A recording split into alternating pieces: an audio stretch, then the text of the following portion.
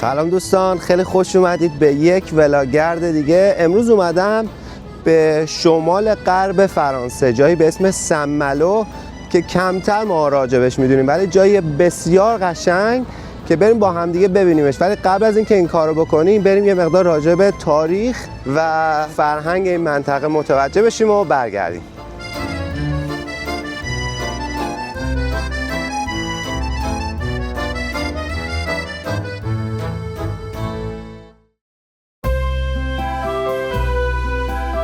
شهر سن مالو در شمال غربی کشور فرانسه و در منطقه بوغوتون قرار داره.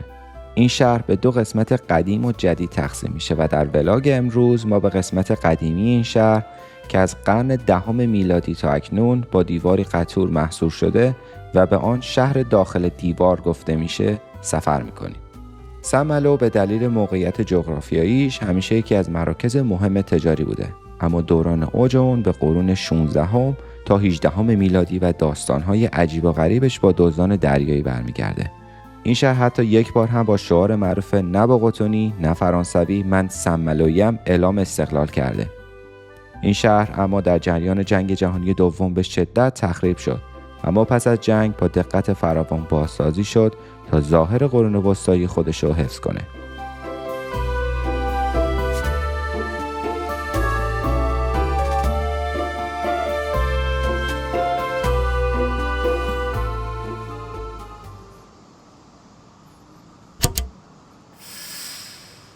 تو ولاگ امروزمون خواهرم صدف هم با همونه و قراره بریم با هم دیگه اینجا رو بگردیم.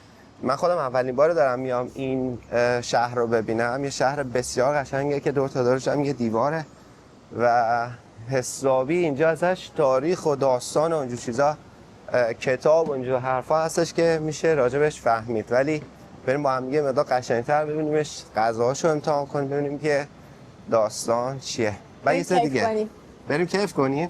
و صدای منم اینجوری شده به خاطر اینکه من یه سرمای نموری خوردم که انشالله زیاد مشخص نباشه تو فیلم. منم همینطور اتفاقا از خود صبا. داخلش رو ما فکر می‌کردیم که بیشتر حالت خونه طور و چیزای کوچیک باشه، ولی پر از آپارتمان‌های بلند 1 2 3 تقریبا 4 طبقه. اونجا هم برای فروش هم تو یه دونه ساین گذاشته که قراره اینجا رو واسه فروش باشه، اونجا هم یکی دیگه گذاشته برای فروش.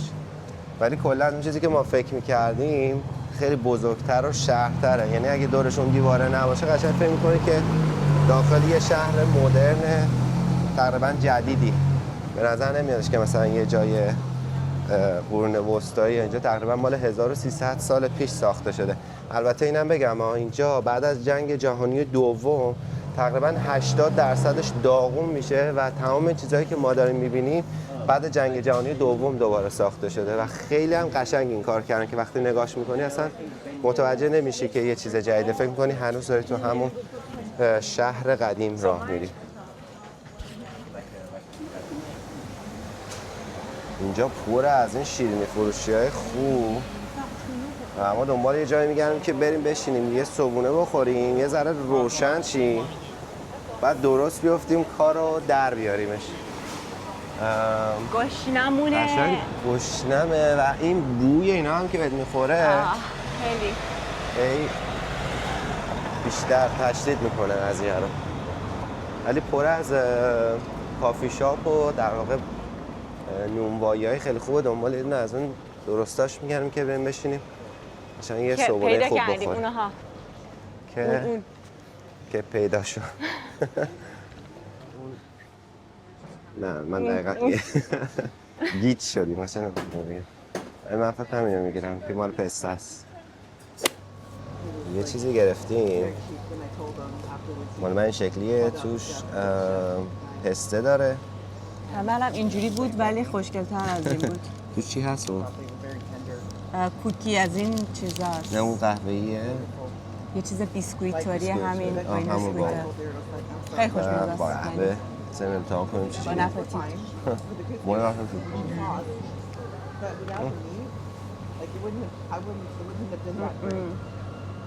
فرانسوی ها طعمو خیلی خوب بلدن درست درش بیارن. بیشتر از این دلتون آب نمیکنن. دوستم طعمای فرانسه رو بذارم تو چمدون ببرم واقعا. خیلی خوشمزه. خیلی درسته. نه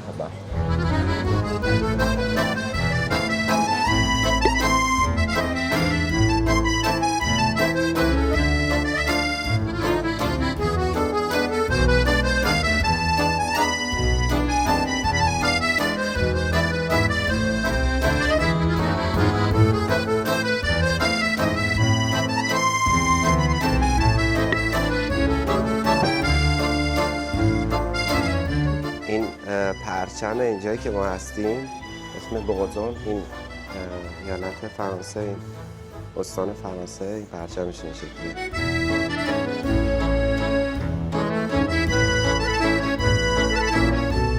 چقدر بامزه‌ن اینا.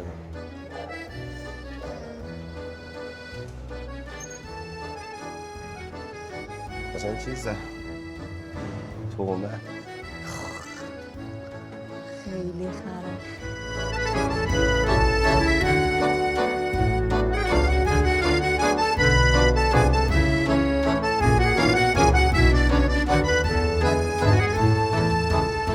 یه کتابی هست به اسم All Light We Can See.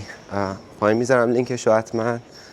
و در واقع این کتاب راجع به این شهر نوشته شده و راجع به همین داستان هم توی نتفلیکس یه دونه فیلم خیلی سریال خیلی جالب هست، هم سریالی یا فیلمه ولی توی نتفلیکس هستش و داستان این شهر رو نشون میده توی زمان جنگ و یه دختره که کور بوده و پدرش نقشه تمام این شهر رو به صورت یک حالت چوبی مانند یه ماکت چوبی براش میسازه که بتونه توی این شهر رفت و آمد بکنه. خیلی کتاب جالبیه و خیلی فیلم یا سریال جالبیه. حتما پیشنهاد میکنم که ببینیدش، مخصوصا اگر برنامه دارید که به اینجا بیاین حتما اینو قبلش انجام بدین، چون خیلی از صحنه ها براتون وقتی میان اینجا قشنگتر تداعی میشه.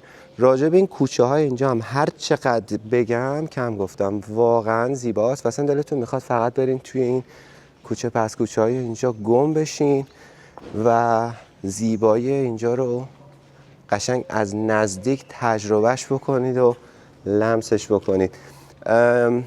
یه چیزی اگه بخوام بگم اینه که خب قشنگ متوجه میشید که این شهر دوباره ساخته شده. همونطوری که گفتم 80% این شهر کاملا ویرون میشه به خاطر اینکه تقریبا از روزهای اولیه جنگ اینجا میفته به دست نیروهای آلمانی و تقریبا تا آخرین روز هم اینجا میمونن و تمام این شهر رو دیگه قبل از اینکه بخوام برن داغون میکنن و مردم اینجا بسیار از این قضیه رنج کشیدن و این فیلم رو اگه ببینید که من راجبش داشتم میگفتم خیلی قشنگ این قضیه براتون مشخص میشه.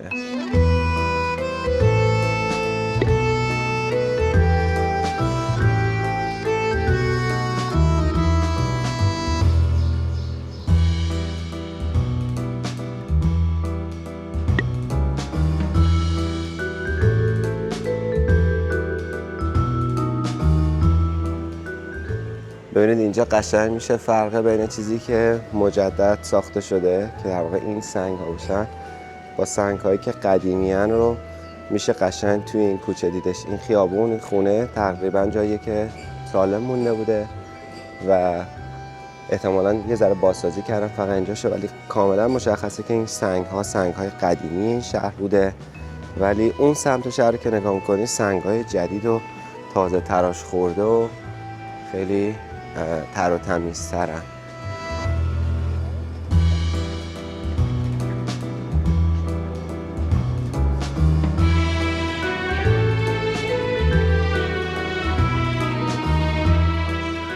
یه دقیقه صدف رو ول کردم دیدم که رفته و دوتا لباس خیلی خوشگل خرید. البته این واقعا من رنگش هم خیلی دوست دارم. اون یکم قشنگ بودش خودش، ولی رنگ این فوق العاده است. اینجا پر از این مغازه‌های اینجوریه، مثلا سعی میکنم نرم سمتشون چون مطمئنم اگه برم منم باید خرید بکنم. بیاد بریم بالای دیوار رو ببینیم.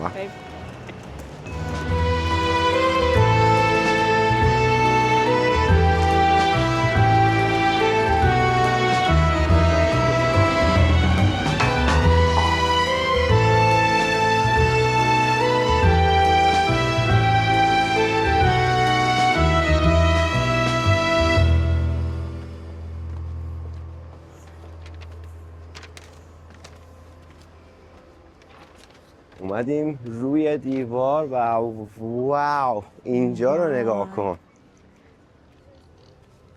چقدر خوشگله.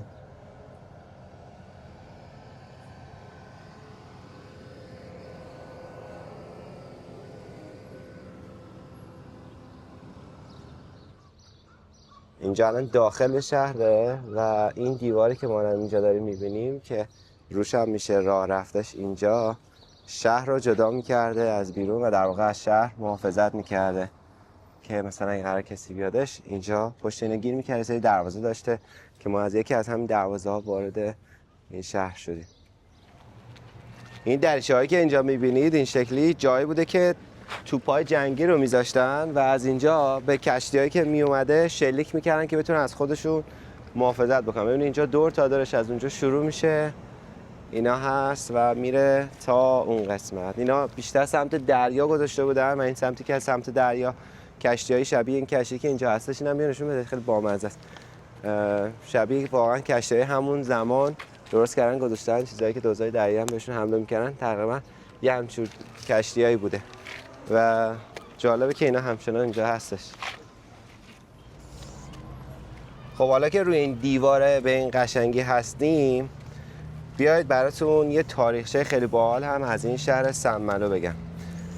شهر سنملو یه سری دزدای دریایی داشته که خیلی هم معروفن، که اصلا دیگه اسم دزد دریایی هم بهشون نمیگفتن، براشون یه اسم خیلی شیک و قشنگ و فنسی فرانسوی پیدا کرده بودن، بهشون گفتن کورسر. و فرق اینا با دزدای دریایی معمولی چی بوده؟ اینکه اینا از سمت خود پادشاه مجوز داشتن که برن دزدی بکنن از کشتی‌های حالا دشمن و یا کلا از کشتی‌ها و مالیات پادشاه ها بدن. فرقش این بوده که مثلا میتونستن برن دزدی بکنن و پادشاه هم هواشون رو داشته، یعنی اگه اتفاقی میافتاده پادشاه هم کاملا هوا اینا داشته. ببین چقدر بامزه بوده این قضیه. فکر کنم میرفتی دزدی، بعد تموم شده کارت میگفتی ببخشید اینم نامه پادشاه، من رسما اجازه دارم دزدی کنم ازتون. پادشاه دارم.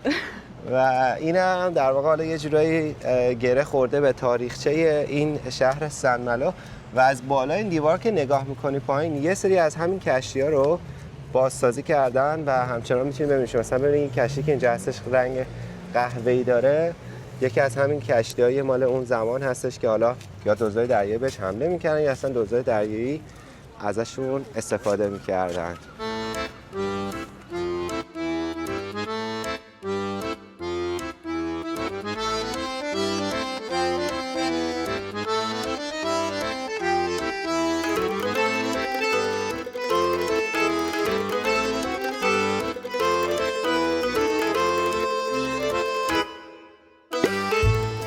راستی تا اینجا هستین اینم بهتون بگم لایک لطفاً یادتون نره، بخاطر اینکه به بیشتر دیده شدن این کانال خیلی کمک میکنه و حتما هم کانال رو سابسکرایب بکنین که به رشد کانال کمک بکنین. دمتون گرم.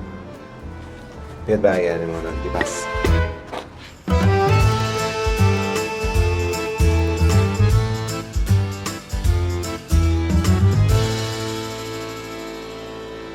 افراد سرشناس خیلی مهمی بودن که توی این شهر زندگی میکردن یا به دنیا آمدن، ولی یکی از معروف تریناشون ژاک کارتیه است که به کاشف کانادا معروفه تو قرن 16 هم و همونطوری که میگن کریستوف کلمب آمریکا رو یا قاره آمریکا رو کشف کردش، همونطوری هم میگن که مثلا این آقای ژاک کارتیه کشور کانادا رو در واقع کشف کرده. البته که خب اینا یه سری داستانه که من خیلی بهشون اعتقاد ندارم، ولی خب جالبه که آدم بدونه که یه همچین شخصیتی از این شهر سنملو میادش که در واقع یه دریانورد فرانسوی بوده توی قرن 16.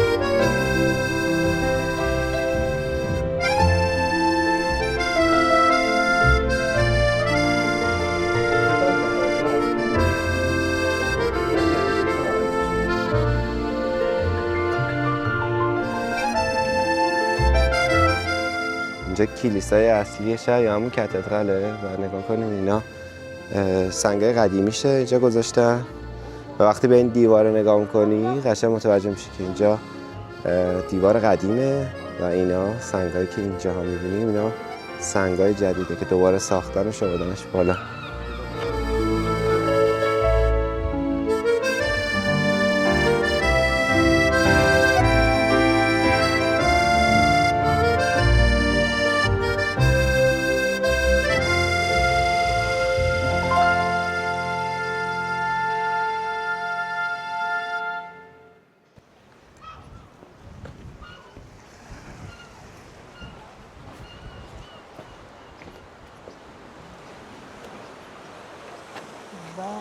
چه باحال شد. خانم من آقا کجا رفته نشسته؟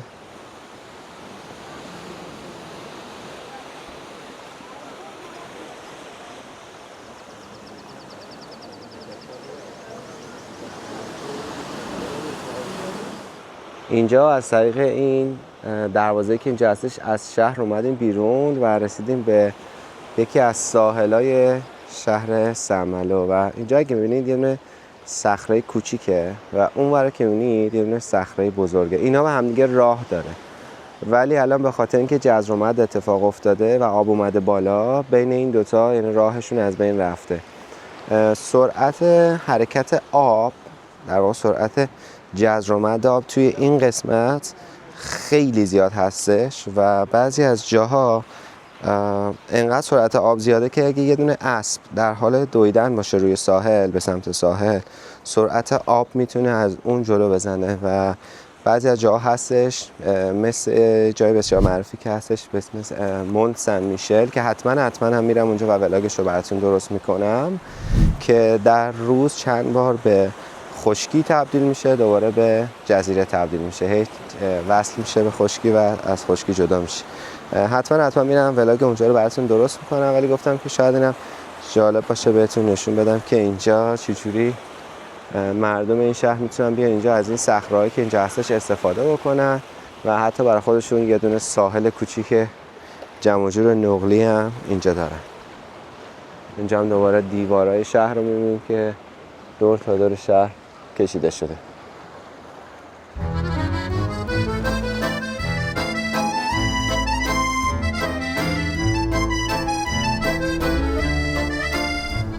فقط ببینید چه جایی وایسادم من پشت سرم شهر سنملو و روبروم دریای به این قشنگی با این صدای موج خیلی جای قشنگیه و جاتون بسیار خالی.